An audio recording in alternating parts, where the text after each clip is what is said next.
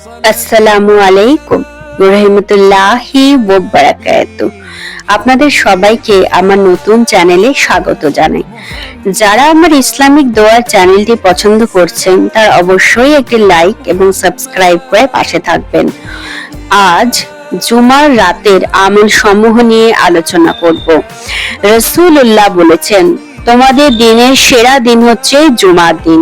সেই দিনেই হযরত আদম সৃষ্টি হয়েছিলেন, সেই দিনেই তিনি জান্নাতে প্রবেশ করেন এবং সেই দিনেই জান্নাত থেকে বের করে দেওয়া হয়।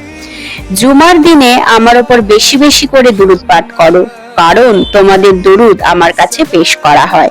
আবু দাউদ হাদিস নম্বর 1047। বৃহস্পতিবার রাতের কিছু করণীয় আমল সমূহ নিয়ে আজ আলোচনা করব। সালাত ও তাওবা, 2 বা 4 রাকাত নফল নামাজ আপনারা পড়বেন এবং চোখের পানি ছেড়ে তওবা করে আল্লাহর কাছে নিজের পাপের জন্য আপনারা ক্ষমা চাইবেন। দরুদ শরীফ বেশি বেশি করে 500 বার মিনিমাম পাঠ করবেন।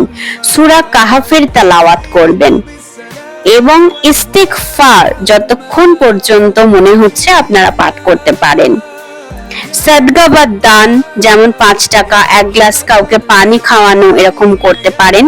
মৃত আত্মীয়দের জন্য দোয়া করতে পারেন এবং দোয়া কবুলের সময় যেমন সন্ধ্যার পর থেকে শুক্রবার সূর্যাস্ত পর্যন্ত আপনারা কিন্তু দোয়া করতে পারেন আল্লাহ তাআলার দরবারে। আমিন।